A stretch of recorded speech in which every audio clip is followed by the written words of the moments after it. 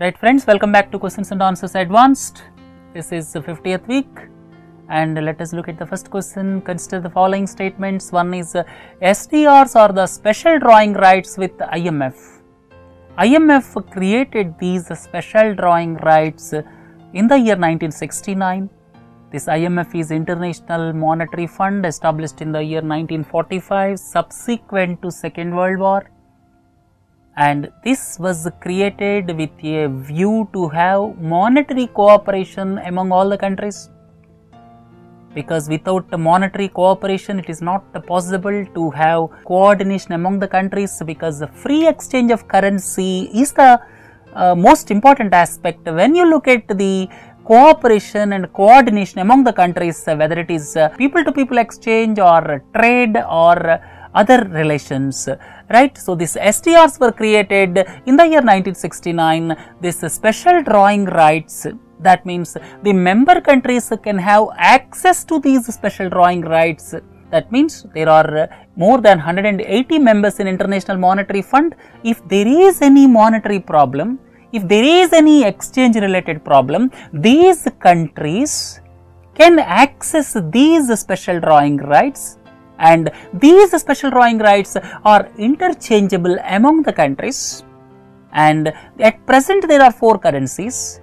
One is US dollar, euro, British pound sterling and Japanese yen, and renminbi, or you can say yuan, is going to be joined from 1st October 2016. So, yuan is going to be the fifth currency under special drawing rights of International Monetary Fund, and all the three given sentences are correct. Special drawing rights were created in 1969 to facilitate foreign exchange related problems, and the member countries can access these special drawing rights subject to the limit fixed.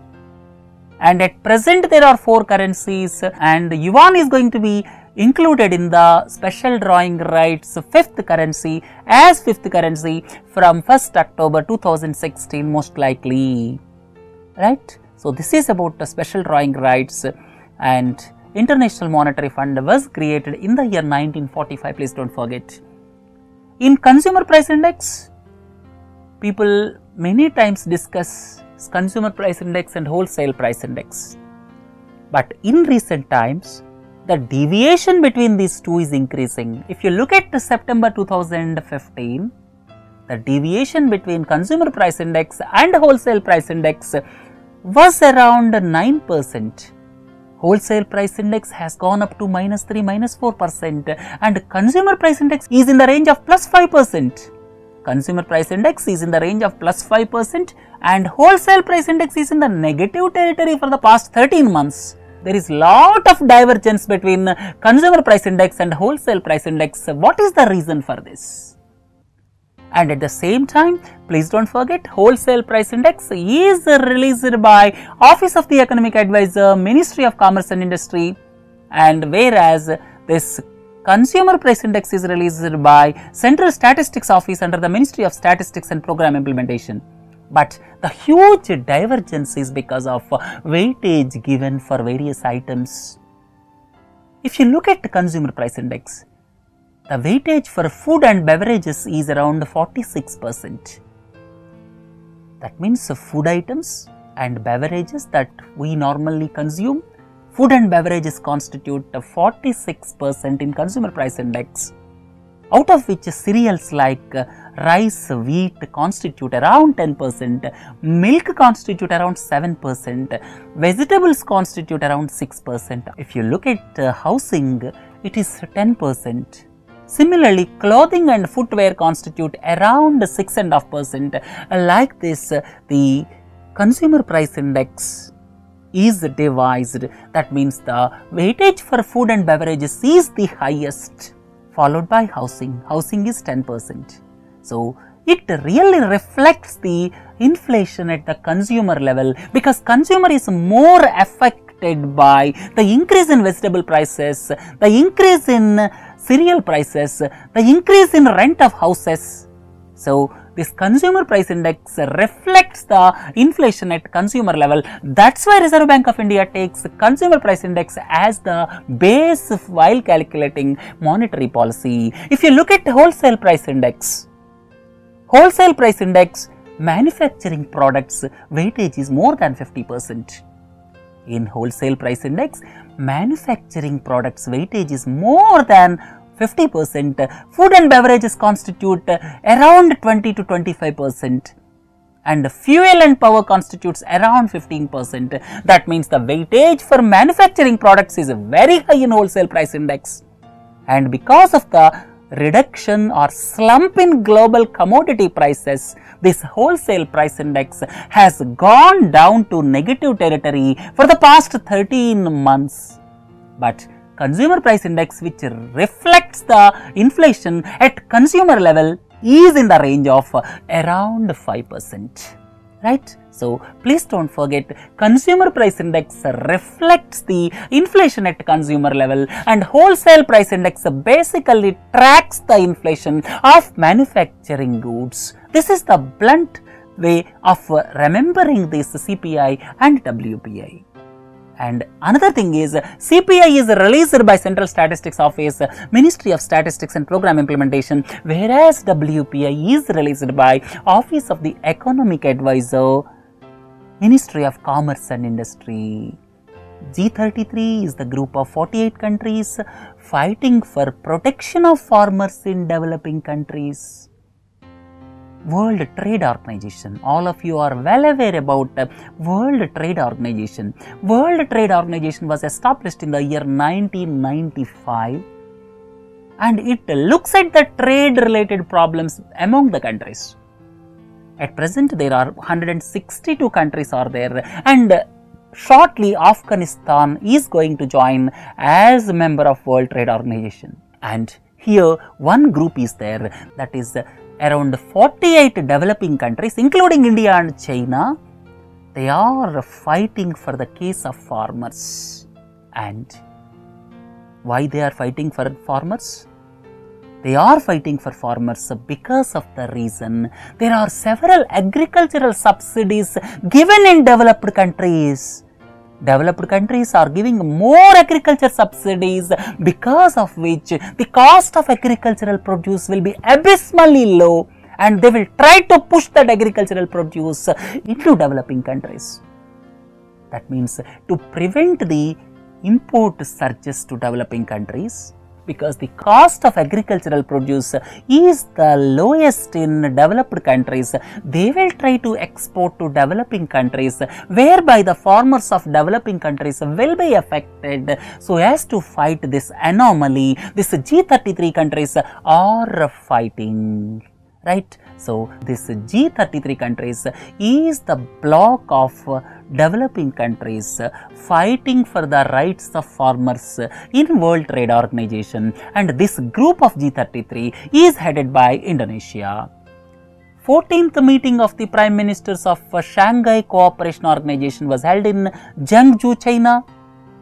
India and Pakistan are going to join as members of Shanghai Cooperation Organization. This Shanghai Cooperation Organization is the group of 6 countries, and initially it was the group of 5 countries, initially called Shanghai 5, and subsequently it became Shanghai Cooperation Organization with the group of 6 countries.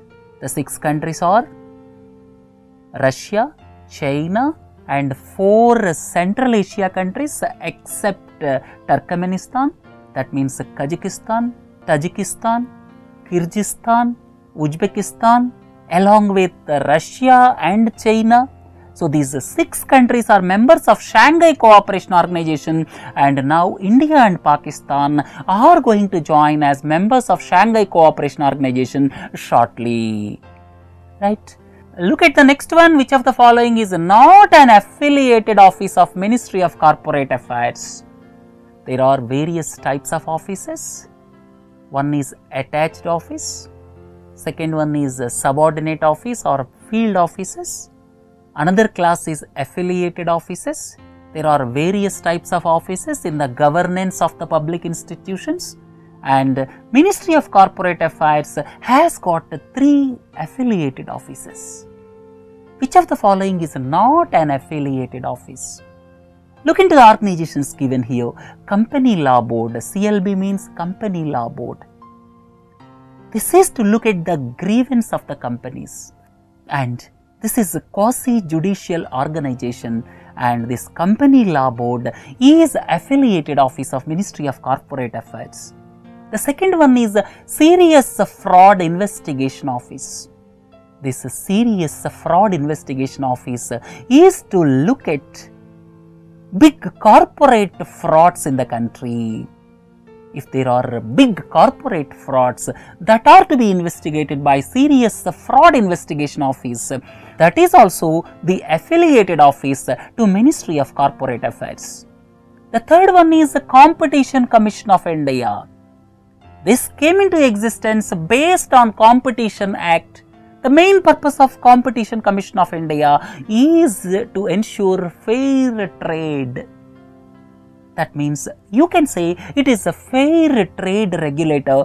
Trade is going on as per the letter norms. There is no cartel formation, and the common man is not being exploited. That is the main reason for this Competition Commission of India, and this came into existence based on Competition Act, and this started functioning from 2002. This is also the affiliated office of Ministry of Corporate Affairs. And if you look at the last one, that is a Financial Intelligence Unit. FIU is the Financial Intelligence Unit. Financial Intelligence Unit is under the Ministry of Finance, not under Ministry of Corporate Affairs. This Financial Intelligence Unit looks at suspicious financial transactions. If somebody is depositing rupees 1 crore by cash in the banking system, then this Financial Intelligence Unit will come into picture. That will look at suspicious financial transactions, and this Financial Intelligence Unit is under the Ministry of Finance. Minister of Environment, Forest and Climate Change Prakash Javadekar stated that by increasing 5,000 square kilometers of forest and tree cover during the past 2 years, India created carbon sink of 370 million tons of CO2 equivalent. What is carbon sink? If you are planting trees, if you are developing tree cover, if you are developing forest cover, that will absorb carbon dioxide. That is known as carbon sink. So, the Environment Minister said that by developing more than 5,000 kilometers square of forest and green cover, India created 370 million tons of carbon sink. 370 million tons of CO2 equivalent of carbon sink. And this question becomes pertinent because in the INDC's intended nationally determined contributions as committed at the COP21 summit, India stated that India will create carbon sink of 2.5 to 3 billion tons of CO2 equivalent. That means around 250 to 300 crore tons of CO2 equivalent. India will create green cover, forest cover, and so far 37 crore tons of CO2 equivalent has already been created as stated by Minister of Environment Prakash Javadekar. And recently, India State of Forest Report 2015 was released, and based on which the forest cover in India stands at 24% roughly. So, in India, forests occupy 24% of total geographical area as per the latest India State of Forest Report 2015 released recently. Coal India, all of you are well aware, Coal India Limited is the public sector giant, and Coal India Limited is proposing 15 washeries with a total annual capacity of 112 million tons. The main purpose is to reduce ash content. All of you should be well aware that Indian coal constitutes more ash content. By providing washeries, the ash content can be reduced in coal, and coal is paid as per gross calorific value. not based on ton weightage. The cost of coal is normally based on gross calorific value. That means how much heat is generated by burning certain quantity of coal. So, now Coal India Limited stated that it will install 15 washeries, that means to reduce ash content in coal with annual capacity of 112 million tons, and the answer here is washeries are basically required to reduce ash content in coal. Dengue vaccine has got the regulatory approval for the first time in Mexico. Dengue fever, all of you are well aware, the most dreaded fever across the world, and globally dengue is the fastest growing mosquito disease, and this dengue vaccine was developed by French company Sanofi Pasteur, and clinical trials have already been conducted for 40,000 people. And now Mexico became the first country to give regulatory approval for dengue vaccine, which is going to be the vaccine for the disease dengue. Look into the last question. Supreme Court upheld the Panchayati Raj Amendment Act 2015 of Haryana. Rajasthan previously gave certain conditions for contesting in Panchayati Raj elections. Now Haryana came up with Panchayati Raj Act 2015, where minimum educational qualification is prescribed. If the person is a general category, he should have passed 10th class to contest in Panchayat elections. If he belongs to scheduled caste, minimum qualification is 8th class, and like that they specified minimum educational classifications for contesting in Panchayat Raj elections, and Supreme Court upheld this. And it created and it led to intense debate. When there is no educational qualification for contesting as member of parliament or member of legislative assembly, what is the need for creating this minimum educational qualification for contesting in Panchayati Raj elections at the village level? Wider debate in this context is going on across the country. Friends, with this let us conclude this week's questions and answers advanced. Please do join for other modules. Have a nice day. Thank you.